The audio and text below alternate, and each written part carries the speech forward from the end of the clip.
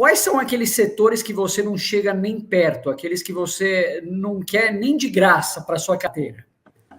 Ô, Felipe, você está me constrangendo, porque eu já levei o dedo no meio da testa por ter falado setores que eu não gosto, né? E porque tenho amigos no setor, entendeu? Então, eu não gosto de setor, que tenha pouca proteção, pouca proteção. É. Então, você vai ver uma companhia aérea. Companhia aérea, o balcão é alugado, o avião é alugado, o funcionário paga no fim do mês, entendeu? Então, o investimento para você montar uma companhia aérea é zero. Itapemirim apareceu, uma empresa quebrada apareceu esses dias com um avião voando. Voou 3, 4 meses e já parou de voar. As grandes companhias lá atrás, aéreas, vou falar do Brasil, poderia viajar pelo mundo, né? Mas o VASP, Transbrasil e Varig, 3 domínio total, já tem uma geração já que começa a nem mais saber quem são, não é? Então, a parte aérea é muito complicada e pior que nós precisamos, né? O avião é um grande desenvolvedor, ele causou um grande desenvolvimento mundial na área de mobilidade e é o maior queimador de dinheiro, né? Olha o tamanho do cano da descarga de um avião que vocês vão ver quanto queima lá. Outro setor que também é complicado, e eu posso citar 20, aqui não temos tempo, mas poderia citar 20 empresas que quebraram nos últimos 20 anos, é o comércio. Né? O comércio é um setor difícil, né? E o comércio, se você não ralar, literalmente, eu passei por ele, posso falar, se você não ralar a barriga no balcão, cuidar direitinho e tal, é um negócio de pouco futuro. Agora está aparecendo aí alguns agregados para o comércio. O cara coloca um banquinho lá dentro, o cara coloca um comércio eletrônico lá dentro. Há aí uma tendência, talvez, de melhorar um pouco. Mas, se vamos pegar os comércios tradicionais que existiam nos Estados Unidos, uma Macy's, aquela Neiman Marcus, aquela grande, a Sears, foram tudo para o saco. Tá certo? Aqui no Brasil, Mapping, Mesbla, a Hermes Macedo, lá no sul, JH Santos, Impulso. Querido, é uma infinidade, né? Então, são 2 setores, por exemplo, que não me agradam. Não é. E nós precisamos deles, hein? Não é que mas se eu tiver a opção em não investir em algum desses setores aí, por exemplo, entre outros, né? Podia citar, mas já citei 2. O que o senhor acha, só pegando o gancho, aproveitando esses setores mais modernos, assim vamos dizer, a gente teve uma chuva de IPOs de empresas ligadas ao setor de tecnologia no ano passado, por exemplo.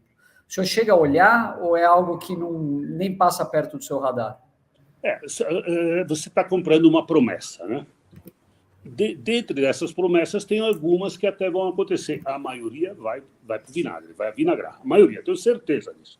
Se você fizer um levantamento dos últimos 5 anos, e não sou eu que estou falando, o pessoal toda hora faz isso, levantar os IPOs que foram feitos nos últimos 5 anos, de empresas aí altamente duvidosas, né? 80% tem queda. Tem queda. E aí tem aquela promessa que tem, agora vai. Entendeu? Eu prefiro esperar que elas realmente se tornem líderes, que mostrem um resultado, e não me importo em pagar mais caro, não tem problema nenhum, tá certo? Mas a maioria vai para o vinagre, poucas se salvam. Bem, eu consagraria isso que o Lírio falou como uma verdade incontestável, porque realmente, se você pegar Painéis do Brasil, Real Transportes Aéreos, Transbrasil, VASP, Varig, enfim, e outras que vão ainda, que estão na linha para quebrar, né? Elas vão quebrar. Papéis de varejo também, num país como o nosso, onde a correção é uma coisa e a inflação é outra, vou te dar um exemplo prático, assim, para raciocinar. Você compra um produto por R$1 e vende esse produto a R$1,80 para pagar em 10 anos. Quando chegar no 5º ano, esse produto que você vendeu a R$1,80, você vai ter que pagar R$2,50. Então, as empresas de varejo, em função da desordem financeira que nós temos e da dificuldade que você tem de crédito também, e outra também pelo desarranjo e pelas contradições entre correção e inflação, elas são empresas que demandam capital intensivo, tá entendendo? E chega uma hora que não tem mais capital para ela. Eu conheci o doutor Gers Aronso, né? E ele me ensinou muita coisa de como não aplicar no setor de varejo. O setor de aviação também é outro que eu também concordo com o Lírio. O cidadão que é administrador de uma empresa de aviação, ele não administra nada, tá certo? É tudo na base do leasing, na base Então, não há um patrimônio físico. Eu gosto de adquirir ações de empresas que tenham um patrimônio físico dela, e não de empresas que tenham um patrimônio cultural, ou então um patrimônio tecnológico, está entendendo? Essa que é a realidade. Então, eu diria o seguinte, a minha predileção é para comprar ações de empresas que eu julgo serem perenes e que você paga sem consumir. Por exemplo, se você investir numa empresa do setor de energia elétrica, você vai ter o quê? Você vai ter um momento na sua vida que você vai sair de férias. Então, você desliga tudo. Quando você chegar, a conta de luz está lá. Então, você está pagando uma coisa que você não consome.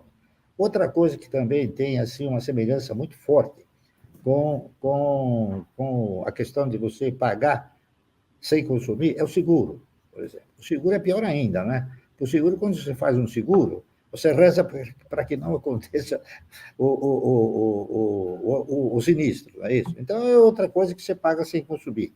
Enfim, quanto todos aqueles que têm hoje um celular não pagaram por valores sem consumir. Então, esses setores de atividade são setores atraentes para todos os países do mundo, tá certo? Então, a minha predileção é exatamente essa, que eu ostente ações de empresas que tenham patrimônio físico, não que tenham patrimônio intelectual.